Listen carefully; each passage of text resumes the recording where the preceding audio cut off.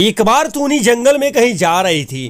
वो जाते जाते रास्ते में देखती है कि एक कौवा बैठ करके भोलेनाथ का पूजा अर्चना कर रहा है।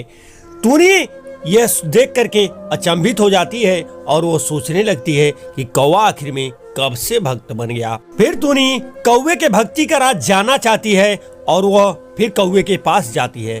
कौवे के पास जाती है और कौवे से बोलती है, अरे कौवा भैया, आप कब से भगत बन गए हो भैया? फिर कौवा बोलता है, अरे टूनी बहन, यह समय है। समय किसी के साथ कभी भी कुछ भी करवा सकता है।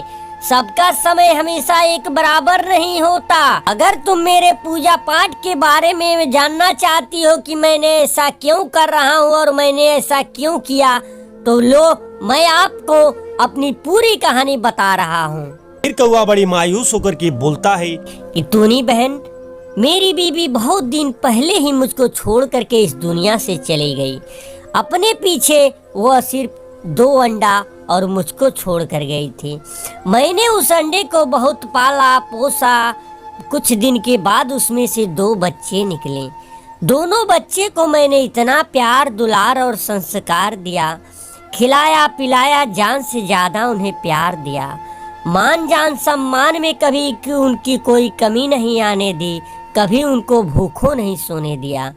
लेकिन बेटी, आज मेरे बच्चे बड़े हो गए, बच्चे की शादी ब्याह हो गई, बच्चे की बहुएं आई। कुछ दिन सब ठीक ठाक चला, उसके बाद फिर उनका मन मोटा हो गया। बहू के प्यार में वो लोग मुझे को भूल गए कि मेरे पिता ने मुझको पालने के लिए कितनी कितनी मुश्किलों का सामना किया था, कितनी कितनी कठिनाइयाँ, कितनी कितनी परेशानियों का सामना किया था। वह लोग बीबी को पाते ही इस बात को भूल गए और मेरा प्रताड़ना करने लगे। कुछ समय से कोई खाना नहीं देता, पानी नहीं पूछता और सभी लोग अपने बीबी में परेशान रहने लगे। मैं यह सब देख नहीं पाया। मैं भूखों मरने की मेरी नौबत आ गई। मैं अगर कुछ बोलता तो वो लोग मुझको डांट देते। मैं चुप हो जाता क्योंकि मैं तो अब बुजुर्ग हो गया हूँ। मैं तो उनका कुछ कर नहीं सकता, इसलिए मैं सारी बातें उनका सहन करता था। फिर मैंने एक दिन मारे गुस्से में आकर के सोचा कि इस घर को ही मैं छोड़ दूंगा। फिर मैंने गुस्से में आकर के उस घर को छोड़ दिया और चलते चलते मैं यहाँ पर आ गया। यहाँ पर आने के बाद मैंने देखा कि ये भोलेनाथ की मूर्ति यहाँ पर अकेली पड़ी हुई है। तो मैंने सोचा कि अब मैं बुजुर्ग अवस्था में क्या करूँगा, इसलिए टूनी मैंने भोलेनाथ की मूर्ति का साफ सफाई किया और यहाँ बैठ कर के इनका ध्यान लगा कर के पूजा अर्चना करना शुरू कर दिया। कि मैंने सोचा कि भगवान की ही अब पूजा अर्चना किया करूँगा, क्योंकि मेरे आगे पीछे अब कोई नहीं है। मेरा मान सम्मान करने वाला, मेरी देखभाल करने वाला कोई नहीं है। और इसीलिए मैं भोलेनाथ के भक्ति में लीन हो गई, क्योंकि मुझको अब दुनिया में से कुछ नहीं चाहिए। क्योंकि मैंने बहुत सी दुनिया देखी, बहुत गरीबी देखी। अब मैं भोलेनाथ की यही सोच करके पूजा करने लगी, ताकि भगवान ऐसी जिल्लत की जिंदगी फिर जीने के लिए मुझको पैदा ना करें। फिर टूनी को कौवे की बात सुन करके बहुत दया आती है और कौवे से बोलती है, कौवा भैया, आप अकेला अपने आप को मत समझो।